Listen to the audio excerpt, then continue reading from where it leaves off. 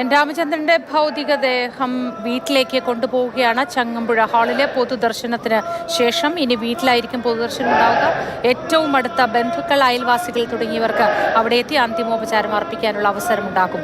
തുടർന്നായിരിക്കും സംസ്കാര ചടങ്ങുകൾക്കായി ഇടപ്പള്ളി ശ്മശാനത്തിലേക്ക് ഭൗതികദേഹം കൊണ്ടുപോവുക. ഭാരത് മാതാ കി ജയ് വിളികളോടെ ഭൗതികദേഹം വീട്ടിലേക്ക് കൊണ്ടുപോവുകയാണ്. ദൃശ്യങ്ങളിൽ നമുക്ക് അതാണ് കാണാൻ കഴിയുന്നത്.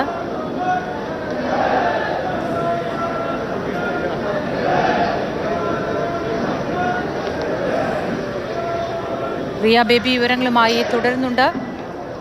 റിയ, ഭൗതികദേഹം വീട്ടിലേക്ക് കൊണ്ടുപോവുകയാണ് എന്ന് മനസ്സിലാക്കുന്നു. കൂടുതൽ വിവരങ്ങൾ എന്താണ്? 7 മണി മുതൽ ആരംഭിച്ച പൊതുദർശന ചടങ്ങുകളാണ് ഇപ്പോൾ അവസാനിച്ചിരിക്കുന്നത്. ആയിരക്കണക്കിന് ആളുകൾ ഇവിടെ അദ്ദേഹത്തിന് അന്തിമോപചാരം അർപ്പിക്കാൻ എത്തിക്കൊണ്ടിരുന്നു. ഇപ്പോൾ ഇടപ്പള്ളിയിലുള്ള അദ്ദേഹത്തിന്റെ നീരാഞ്ജനമല വീട്ടിലേക്ക് എൻ രാമചന്ദ്രന്റെ മൃതദേഹം കൊണ്ടുപോവുകയാണ്. ഏറ്റവും അടുത്ത ബന്ധുക്കൾക്ക്, അദ്ദേഹത്തിന്റെ സുഹൃത്തുക്കൾക്ക് അവസാനമായി അദ്ദേഹത്തെ കാണുന്നതിനും ചടങ്ങുകൾ പൂർത്തിയാക്കുന്നതിനുള്ള ക്രമീകരണമാണ് നീരാഞ്ജനമെന്ന വീട്ടിൽ ഏർപ്പെടുത്തിയിരിക്കുന്നത്. 11:00 ഇടപ്പള്ളി ശ്മശാനത്തിലേക്ക് സംസ്കാര ചടങ്ങുകൾക്കായി മൃതദേഹം കൊണ്ടുപോകും. അവിടെയാണ് സംസ്കാര ചടങ്ങുകൾ നടക്കുക.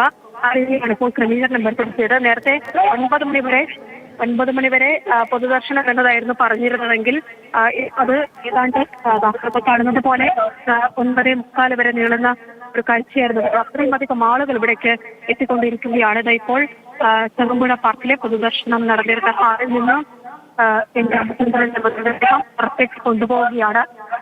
വീട്ടിലേക്ക് കൊണ്ടുപോവുകയാണ്. അദ്ദേഹത്തിന്റെ ഭാര്യയും മകളും നേരത്തെ നമ്മൾ കണ്ടതാണ്. അദ്ദേഹത്തിന് ഇവിടെ നിന്ന് അന്തിമോപചാരം അർപ്പിച്ച് ഭാരത് മാതാ കി ജയ് വിളിച്ച് അങ്ങേയറ്റം സങ്കടത്തോടെ പൊട്ടി കരഞ്ഞുകൊണ്ട് അവർ ഇവിടെ നിന്ന് വീട്ടിലേക്ക് മടങ്ങുന്ന കാഴ്ച നമ്മൾ കണ്ടതാണ്.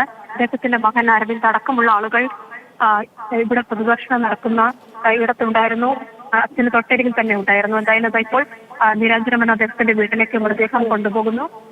അവിടെ 11:30 വരെ ഏറ്റവും അടുത്ത ബന്ധുക്കൾക്കും സുഹൃത്തുക്കൾക്കും അദ്ദേഹത്തെ അവസാനമായി കാണുന്നതിനും അന്തിമോപചാരം അർപ്പിക്കുന്നതിനും മറ്റ് ചടങ്ങുകൾക്കുമായുള്ള ക്രമീകരണമാണ് ഏർപ്പെടുത്തിയിരിക്കുന്നത്.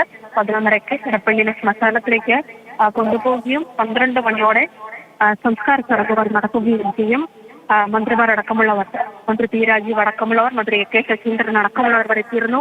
ജില്ലാ കളക്ടറുണ്ട്, കേരള ഗോവ ഗവർണർമാരെത്തി, പ്രതിപക്ഷ നേതാവ് വി ഡി സതീശൻ എത്തി കുടുംബത്തെ ആശ്വസിപ്പിച്ചു. എംപിമാരായ ഹൈബിയുടെ MLA Anwar Sadath, MLA Unnikrishnan, Anoop Jacob MLA, അങ്ങനെ നിരവധി ആളുകൾ ഇവിടേക്ക് എത്തി. ബിജെപി നേതാവ് ശോഭാ സുരേന്ദ്രൻ ഇവിടേക്ക് ആദരവർപ്പിക്കുകയും ചെയ്തു.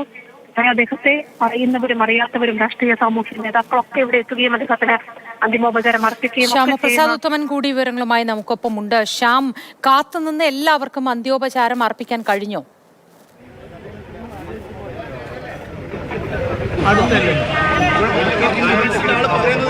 ഇത് 2 വരിയാക്കി ആളുകളെ കയറ്റി പെട്ടെന്ന് ഈ പൊതുദർശനം അവസാനിപ്പിക്കാൻ വേണ്ടിയിട്ടുള്ള ഒരു സാഹചര്യമാണ് ഒരുക്കിയത്. കാരണം ഇനിയും വൈകിയാൽ വീട്ടിലേക്ക് എത്തുമ്പോൾ അത് ഏറെ വൈകുമെന്ന് അറിയാവുന്നതുകൊണ്ട് തന്നെയാണ് അത്തരത്തിലുള്ള നീക്കം നടത്തിയത്.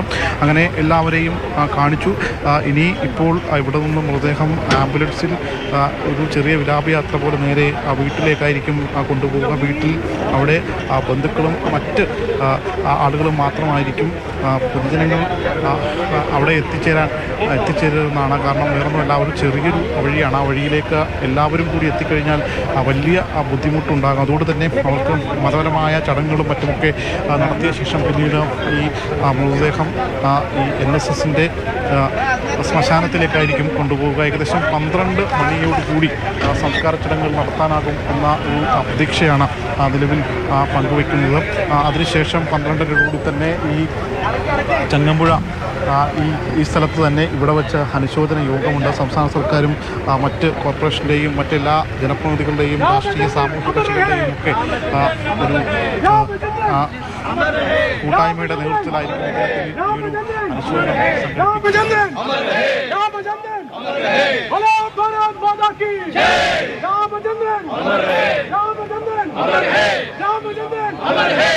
बोलो भारत माता की जय, बोलो भारत माता की जय,